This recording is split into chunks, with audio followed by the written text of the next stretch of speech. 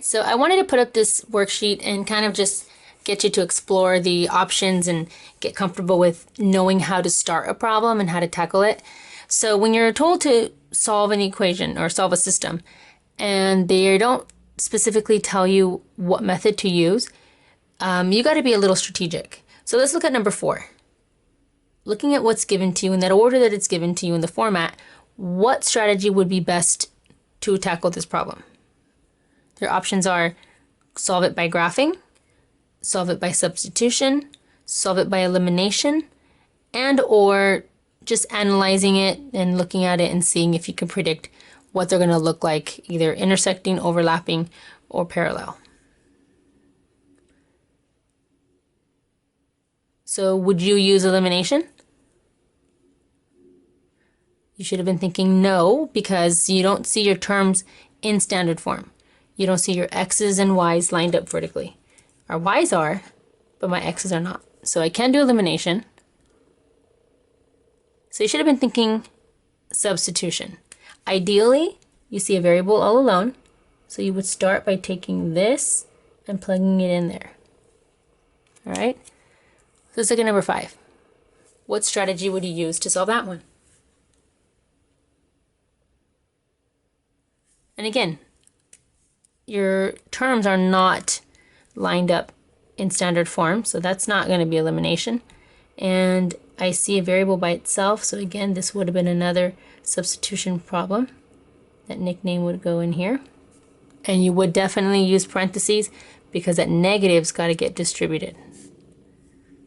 This one, you would not really need the parentheses because there's really no number here, okay?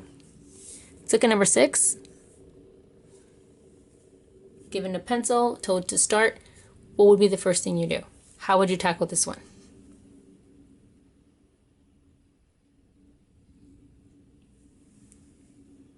All right, same idea, right? You see a variable all alone. This would be your nickname, and that would go in this region here.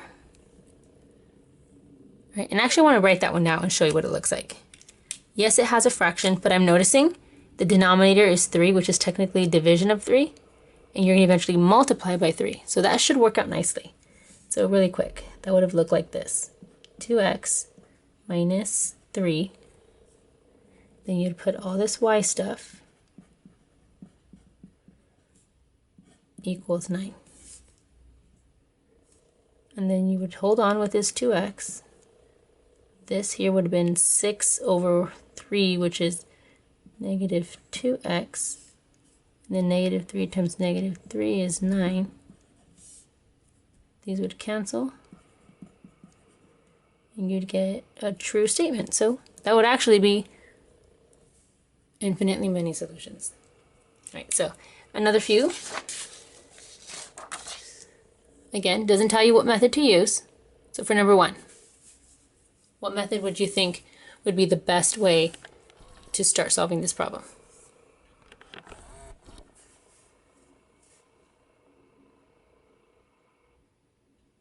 Can you predict the solution by the way it is, the format it's in?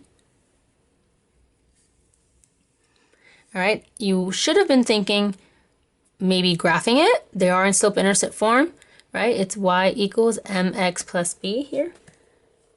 But I don't even think I would have to graph it, right? You should have noticed what? See this? Those are your slopes. And what do we know about two lines that have the same exact slope? They're going to be parallel. Now, are they going to be parallel on top of each other?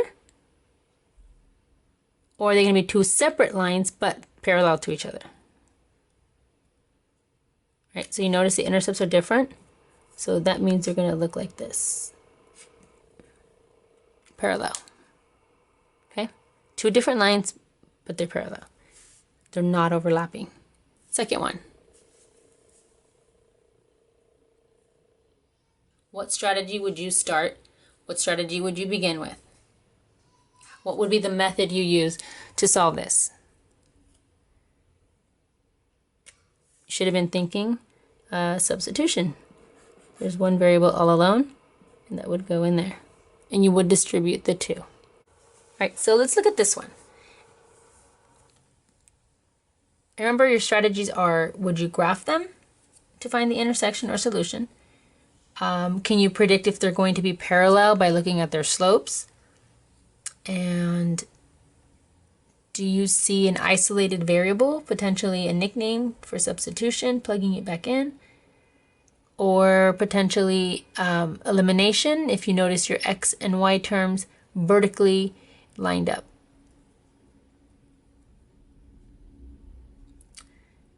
And it looks like this is a little all mixed up. You can't really tell exactly. There's no isolated variable, right?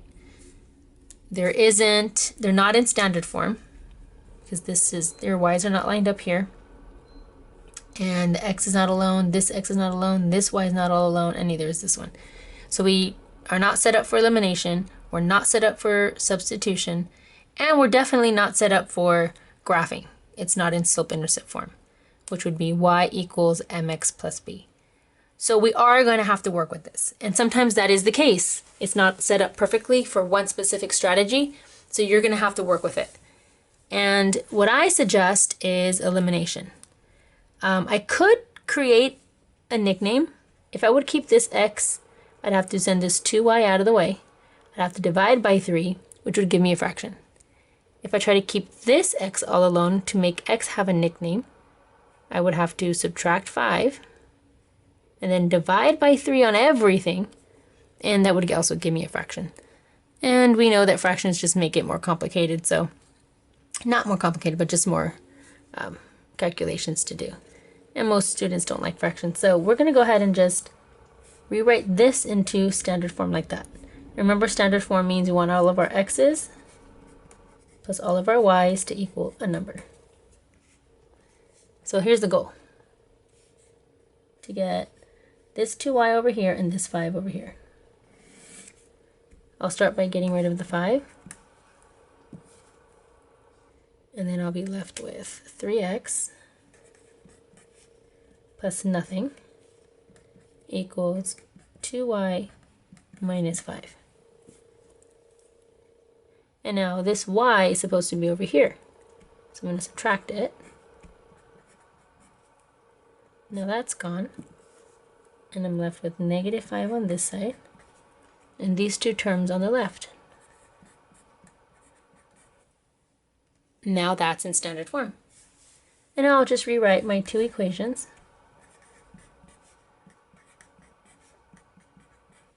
And my second one.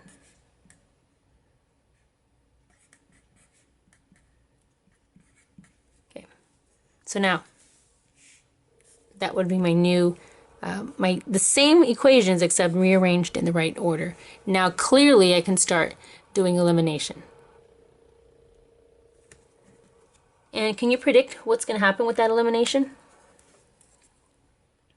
What do you notice? Right, I would multiply all of these by -1, so I'd have 3 and -3. So I can draw the box at the bottom, or I can just make that a negative. Multiply this by -1 makes this positive. Multiplying this by -1 makes that positive. And now you can see that that would be 0, 0 equals 9. And that would be a no solution problem. So it is requiring some strategy. You have to really know your techniques, your strategies in solving these. So when you see a problem, you quickly, instantly know how to tackle it and which way and which methods you're going to use.